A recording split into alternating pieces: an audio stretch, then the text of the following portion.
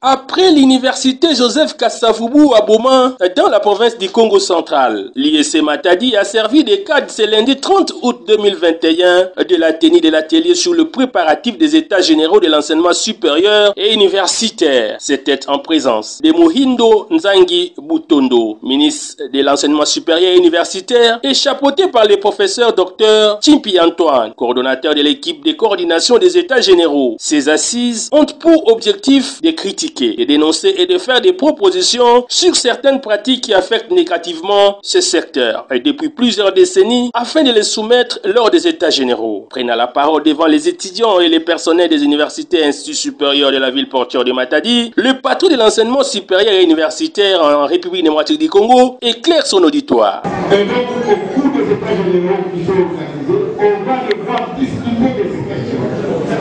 Pour qu'en prenant les décisions, ce soit des décisions mises par l'ensemble des intervenants du secteur. Et c'est pour cela qu'on est arrivé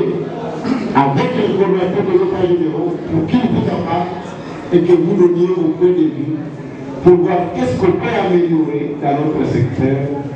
pour que le produit fini, les étudiants que nous mettons à la disposition du marché soient des personnes formées pour assurer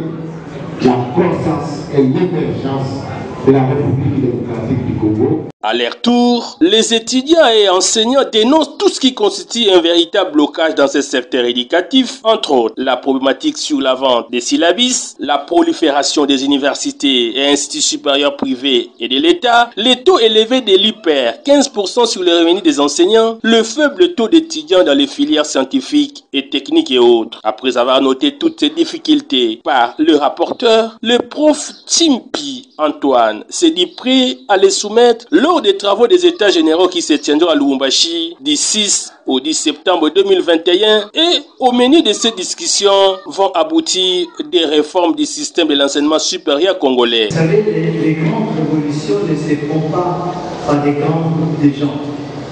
C'est un petit nombre qui est conscient des gros problèmes qui traversent un secteur et qui se décide de prendre des décisions.